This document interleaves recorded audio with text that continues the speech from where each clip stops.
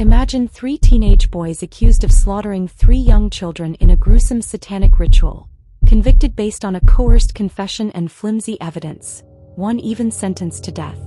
But 18 years later, shocking DNA tests and recanted testimonies set them free, leaving the identity of the true perpetrator or perpetrators unresolved. This is the West Memphis Three case, a nightmare of miscarried justice that rocked America. Stick around to uncover the twisted investigation, the controversial trials, and why this mystery endures today.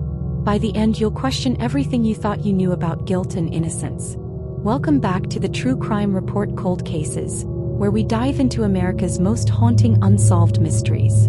Today we're exploring the 1993 murders of 3 boys in West Memphis, Arkansas, a case that sparked documentaries, celebrity fundraisers, and endless debate. The central question driving this story: were Damien Echols, Jason Baldwin, and Jessie Misskelley Jr. truly guilty of these horrific crimes, or were they scapegoats in a panic-fueled witch hunt? We'll break it down step by step, examining the facts, the allegations, and the lingering uncertainties.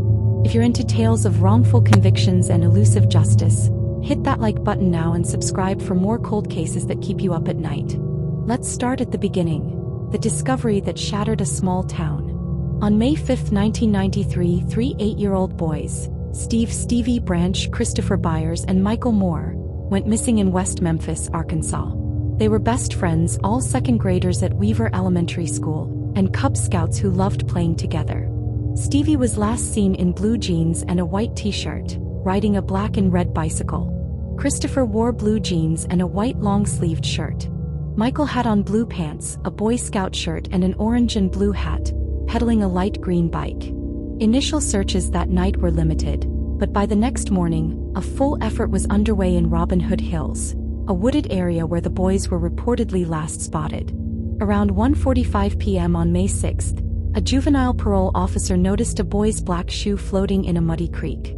A deeper search revealed the unthinkable: the 3 boys' bodies stripped naked, hog-tied with their own shoelaces, and submerged in the ditch. Their clothes were found twisted around sticks in the creek bed, mostly inside out, and 2 pairs of underwear were missing. Autopsies revealed brutal details, facts that fueled speculation from the start. Christopher Byers had multiple injuries, including lacerations and what appeared to be mutilation to his genitals. Stevie Branch and Michael Moore died from multiple injuries combined with drowning. Police initially suspected sexual assault, but later expert testimony disputed this, suggesting no clear evidence of rape.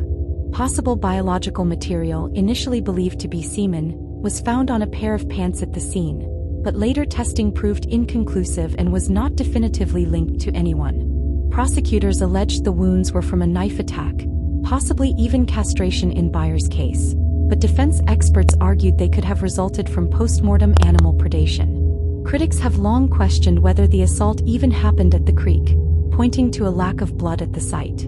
This sets up our first big mystery: who could have done this and why? Early on, rumors of a satanic ritual swirled, but was that fact or fear-mongering? Hold on, because the suspects who emerged next would turn this case upside down. As the investigation ramped up, police focused on outsiders in a Bible Belt town gripped by panic.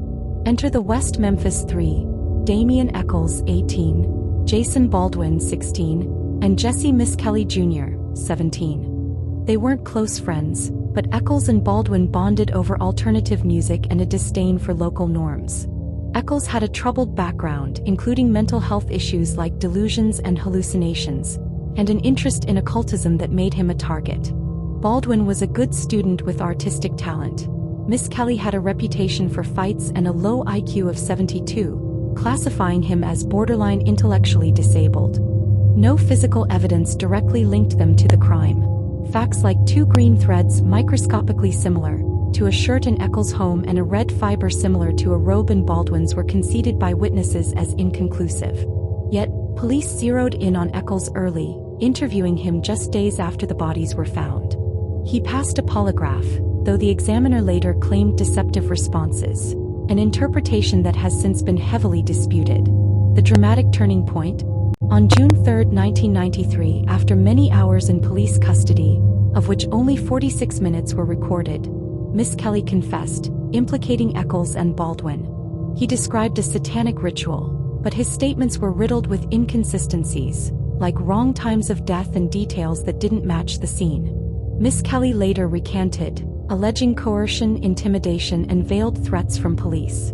He claimed he didn't fully understand his Miranda rights, given his age and IQ. Critics, including false confession expert Richard Offsch, called it a classic example of police coercion. Other leads were pursued but fizzled.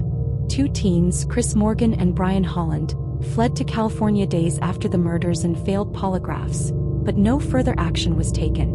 A Mr. Bojangles, a disoriented black man seen bleeding in a nearby restaurant bathroom, was reported, and a hair consistent with a black male was found at the scene, but evidence like blood samples was lost. Then there's Vicky Hutchison, whose testimony helped seal the arrests. She claimed Echols bragged about the murders at a Wiccan meeting, but in 2003 she recanted everything, alleging police coercion and fabrication to avoid charges against herself. This confession, leaked to the press before trials, became the cornerstone of the case, but was it reliable? That's the shocking twist that rewarded early suspicions of a flawed probe. The trials in 1994 were a media frenzy. Misskelley was tried separately due to the Bruton rule, preventing his confession from being used against the others. Despite expert testimony on coercion, he was convicted of 1 first-degree and 2 second-degree murders, sentenced to life plus 40 years. Echols and Baldwin's joint trial leaned heavily on satanic panic. Prosecutors called an occult expert with a degree from an unaccredited university to claim ritual killings. No physical evidence tied them, but Echols' mention of genital wounds during an interview was seen as incriminating, though defense argued it came from leaks or media. On March 19, 1994, both were convicted, Echols to death, Baldwin to life. Critics blasted the trials. Juror misconduct allegations surfaced in 2008, including a foreman discussing the case prematurely.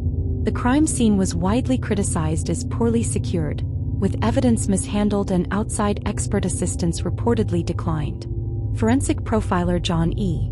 Douglas later argued the murders suggested a single personal killer familiar with the victims, not a teen ritual. The fight for justice didn't end there.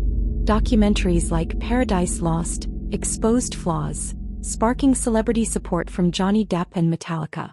In 2007, DNA tests excluded the West Memphis Three, while a hair recovered from the scene was found to be not inconsistent with Stevie Branch's stepfather, Terry Hobbs.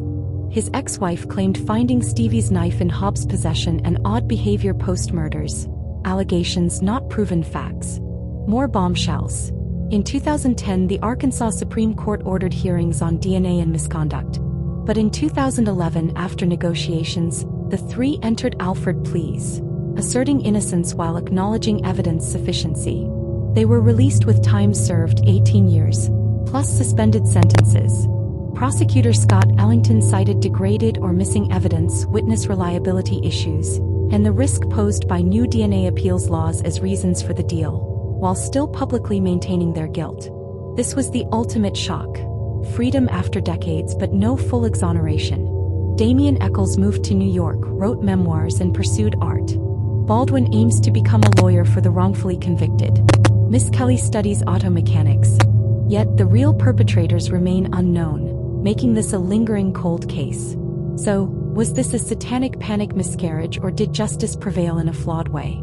The evidence raises more questions than answers, with critics arguing animal predation and coercion explain much of the proof. What do you think happened? Were the West Memphis Three innocent, or is there more to the story? Drop your theories in the comments below. If this case hooked you, check out my playlist on other true crimes in America like the Zodiac Killer or the Black Dahlia. Hit subscribe, turn on notifications, and let's uncover more mysteries together. Thanks for watching the True Crime Report Cold Cases. Stay curious, stay safe.